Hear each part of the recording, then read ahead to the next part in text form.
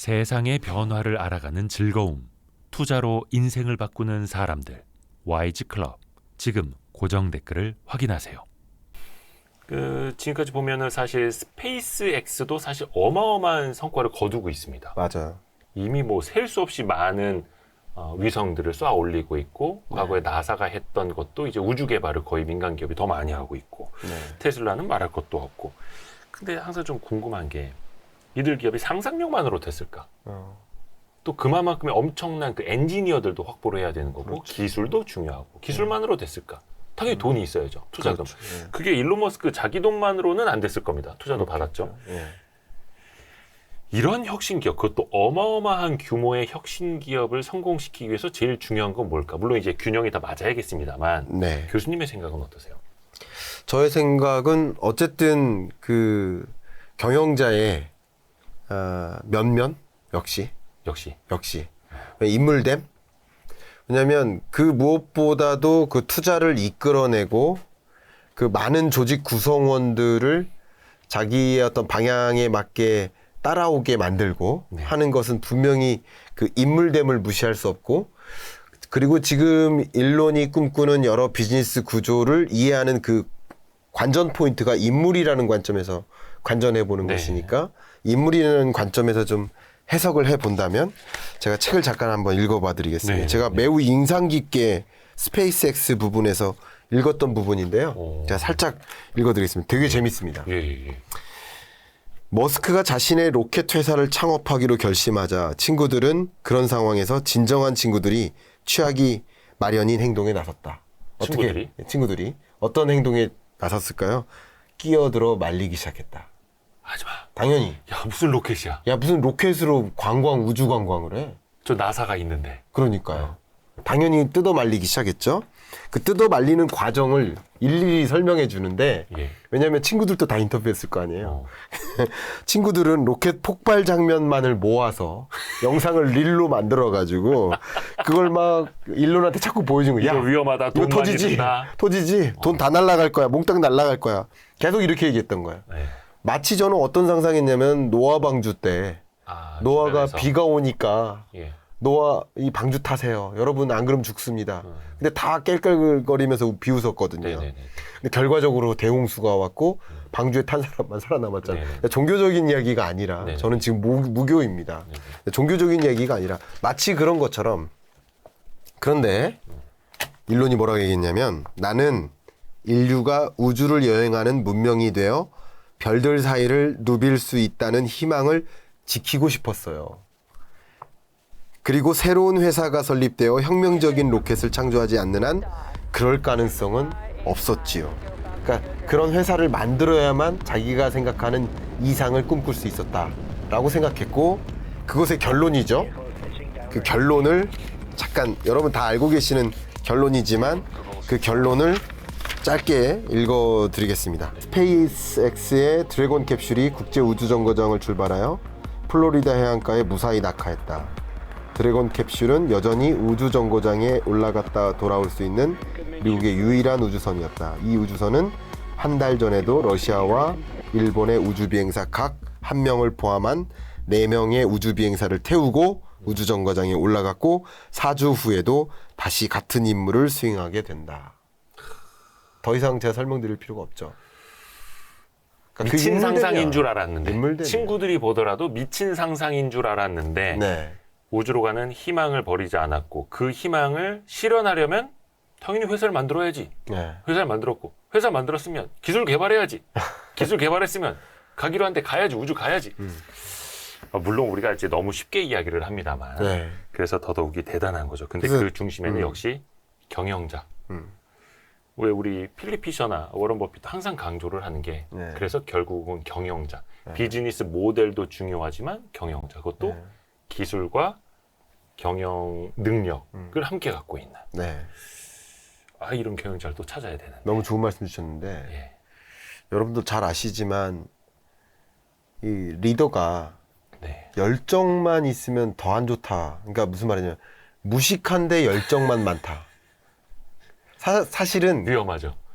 리더가 무식할 거라면 열정이 없는 게 낫죠. 차라리 게으른 게 나아. 그렇죠. 예. 근데 무식한데 열정이 있으면 정말 예. 부산으로 가야 되는데, 서울에서 부산으로 가야 되는데 인천으로 가는 거야. 예. 그러니까 방향이 잘못됐으면 안 가는 게 낫다는 거죠. 근데 제 이 인물됨을 말씀드리면 이 책을 읽는 내내 와, 열정을 느꼈는데 거기에 다름이라는 괴짜라는 특성이 있어요. 괴짜, 다름. 그리고 열정. 근데 여기에 끝나는 게 아니라 밸류에드라는 걸 느꼈어요. 계속. 여기서 계속 이 사람이 상상한 그 무언가는 다 밸류에드예요. 예, 지금 그동안에 없던 무언가를, 그러니까 긍정적인, 그러니까 착한 거야. 일종의 산업적인 관점에서. 착한 상상력. 그러니까 그런 면에서 방향성을 갖추면서 열정이 있음을 좀 실감했는데, 저도 정말 많이 배웠습니다. 네.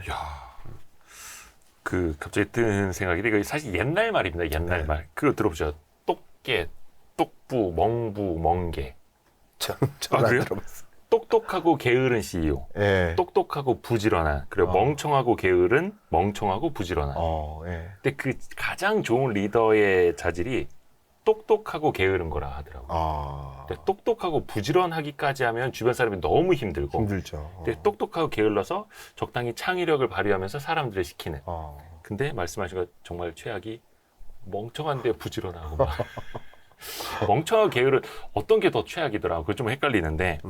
근데 일론 머스크는 똑똑하고 부지런한, 거의 일주일에 몇 시간이야? 거의 90시간, 100시간 일한다고 막 그러잖아요. 특히 뭐 페이팔 시절에, 예. 그러니까 소위 핀테크 회사인 거잖아요. 예. 여기 페이팔 런칭한 얘기들이 쭉 나오는데 네. 여기 그 할아버지 얘기부터 나옵니다. 자기 아기 때부터 쫙 나옵니다. 근데 페이팔을 런칭하게 된 배경도 문제 제기였어요. 왜 우리나라의 금융 서비스는 이래야지? 왜 금융 서비스를 전달하는데 이런 불편이 있지? 왜 이런 건 안 되지? 그 불편을 계속 문제 제기예요. 질문하기예요. 그러니까 그걸 답습만 했다면 현재의 금융 서비스를 존중하고 이해만 했을 거 아니야. 그게 아니라 지금의 금융 서비스는 왜 이래야만 되지? 이러면 안 되나? 하면서 페이팔을 가져간 거거든요. 그 구조가. 그런 것처럼 이 사람은 그냥 지속적으로, 근데 그 페이팔을 성공시키는 과정에서 그냥 그 책상 밑에서 잤다라는 표현들이 계속 나옵니다. 예. 계속 책상 밑에서 잤어. 야전 침대. 그냥 막 코딩하기 바빴거든요. 코딩하다 잠들고. 이만큼 열정적인 인물이었는데 열정만 있었던 게 아니라, 예, 다름과 밸류에드, 예, 이게 다 있었다 생각합니다. 그런 말 있잖아요. 다 그래서 천재들, 미국의 위대한 기업들은 다 차고에서 시작했다고 하는데, 예. 우리나라에 그런 위대한 기업이 나오지 않는 이유는 차고가 없기 때문이다. 라는. 이거 농담인데 안 웃으시면 어떡해요? 그 농담인지 몰랐어요. 야심차게 준비한 건데. 지금 보시는 분들 그냥 배꼽 잡고 막 난리가 나는데. 전 지금 웃기기 시작했고요. 제가 그 질문에 대해서 제가 화답을 드리면, 네. 뭐 이렇게 말씀드리면 죄송합니다. 네. 죄송한데 지금 우리나라의 대기업들은, 예. 우리가 알고 있는 그 대기업들 다 2세, 3세예요. 그렇죠. 이미. 그리고 우리네 청년들은 뭐 저를 포함한, 그리고 뭐 제 선배급이나 뭐 다 포함한 그 대부분의 사람들은 1등 목표가 대기업에 취업하자예요. 그렇죠. 그죠? 몇 년 전까지만 해도 공무원이었고. 그렇죠. 대기업, 공무원, 이런 직장에 취업하자예요. 그러니까 보면 우리나라의 주요 대기업들의 수장들은 본인이 일군 게 아니라 물려받은 거고, 네. 그리고 그 물려받은 회사에 취업하는 게 우리나라 대부분의 생각인 거고, 또 나름 스타트업을 일구고 새로운 비즈니스를 하고 우리 창업하고 하시는 우리 대표님처럼 그런 인물들은 또 목표가 엑시트고. 저는 아니에요. 그러니까 오해하실까봐. 대부분, 예, 저는 아닙니다. 아니면 좋은데, 그래, 엑시트 하는 것 자체가 잘못됐다는 표현은 아닙니다. 네네. 혹여나 오해하지 말아주시고. 네네. 근데 결과적으로 그랬을 때의 사회 구성원으로서 이 사회를 놓고 봤을 때 정말 역동성이 사라질 것 같은, 그렇죠. 그런 걸 걱정하는 마음에 그런 말씀 드려봅니다. 그리고 뭐 다행히 인류에게 축복은 아직 일론 머스크가 젊다는 겁니다. 50대니까 굉장히 젊죠. 네. 사실 스티브 잡스가 이 지구를 많이 바꿔놨는데 스티브 잡스는 안타깝게도 좀 비교적 이른 나이에 돌아가신 거죠. 맞아요. 근데 사실 그때도 스티브 잡스가 없는 애플은 어떻게 될까? 네. 팀 쿡 너무 막 소심하고 좀 성격도 안 좋. 물론 성격은 스티브 잡스가 더 안 좋았습니다. 걱정들이 굉장히 많았어요. 근데 더 큰 회사가 됐죠. 네. 만약에 일론 머스크가 없어도 예. 일론 머스크가 죽은 다음에도 네. 스티브 잡스가 없는 애플처럼 예. 테슬라, 스페이스X 이런 회사들이 네. 계속해서 승승장구할 수 있을까요? 혹시 상상해 보셨어요? 예. 그런 내용 나오나? 그런 부분에 대해서 예. 좀 저는 개인적으로 예. 걱정이 듭니다. 걱정이 들고. 그러니까 잡스가 없는 애플보다 더 걱정이 된다라는 걸까요? 조금 더 걱정이 드는데. 왜냐하면 뭐 잡스의 인물됨하고 일론 머스크의 인물됨하고 좀 비교했을 때 더 괴짜적인 그런 색채는 조금 더 강하지 않나 생각하고요. 잡스도 엄청난 괴짜라는 맞아. 이야기인데 네. 머스크가 훨씬 더. 어쨌든 좀 그건 저의 체감이니까 네네네. 이건 저의 소감을 말씀드린 거고 괴짜적인 그런 모습은 조금 더 일론 머스크에 더 많이 있고 그러면 상대적으로 테슬라의 현재 가치나 그 밖에 다른 지금 비즈니스 꿈꾸는 그런 여러 부문들에 대한 가치도 일론 머스크가 상대적으로 많은 브랜드 가치를 차지하고 있는 게 아닌가 뭐 그런 생각을 좀 해보고요. 그래서 일론 머스크의 또 다른 과제가 그거 같습니다. 저희 경우에는. 그러니까 이게 하나의 경영자에 의존해서 그 비즈니스 구조가 쭉 이끌어지고 그의 열정에 의해서 모든 것들이 쫙 따라가던 시대에서 이제 시스테믹하게 이 기업의 경영을 자동적으로 자기가 없어도 부재 시에도 그게 잘 운영될 수 있도록 하는 시스템을 구축하는 거. 그게 일론 머스크가 고민해야 될 그 과제가 아닌가 생각하고요. 월터 아이작스는 그런 게 과제다라는 뉘앙스로 이 책을 좀 집필하는 경향도 있었습니다. 그러니까 예. 포스트 머스크를 네. 준비해야 된다. 그렇죠. without 머스크. without 머스크. 예, 어쩌면 그런 것들도 이제 머스크가 생각해야 될 하나의 사명 아닌가라는 것을 이제 넌지시 여러분이 읽으시다 보면 그런 걸 이제 체감하실 수 있을 텐데 저는 그런 것들을 조금 염려하는 입장에서 좀 얘기를 하는 경향도 없지 않아 왜냐하면 스티브 잡스라는 전기와 일론 머스크라는 전기를 둘 다 쓴 유일한 작가잖아요. 그렇죠. 월터 아이작슨. 네, 그러니까 월터 아이작슨의 시각으로서 그런 것을 거기에 이제 뭐 문체적으로 그걸 고민한다 이렇게 써놓은 건 아니지만 책을 읽다 보면 그 행간에서 그런 걸 좀 느낄 수 있지 않을까 생각이 됩니다. 저는 그런 걸 느꼈습니다. 일단 일론 머스크는 그래서 건강 관리 잘해야 됩니다. 다이어트도 한다고 하고 뭐 이게 막 살 빠지는 약도 맞는다고는 하는데 네. 멘탈 케어도 중요하고 네. 전자결제 페이팔, 전기차, 자율주행차, 테슬라, 휴머노이드 로봇, AI, 뭐 뉴럴링크 이런 네. 것까지. 근데 지금 1971년생, 52세 정도. 네. 근데 머스크가 70세, 80세가 됐을 땐 과연 어떤 모습일까? 한 20년, 30년 후의 모습. 아마 상상 그 이상일 수도 있을 것 같아요. 네. 네. 교수님이 이제 끝으로 예. 이 책을 앞으로 보실 분들, 네. 독자분들이나 저희 YSTV 구독자분들을 위해서 좀 해주고 싶으신 말씀이 있거든요. 이 책을 읽으시다 보면 거의 끝부분에 예. 마지막에 해당되는 그 소 제목이 있어요. 네. 그 소 제목이 결점으로 주조된 이겁니다. 결점으로 주조된.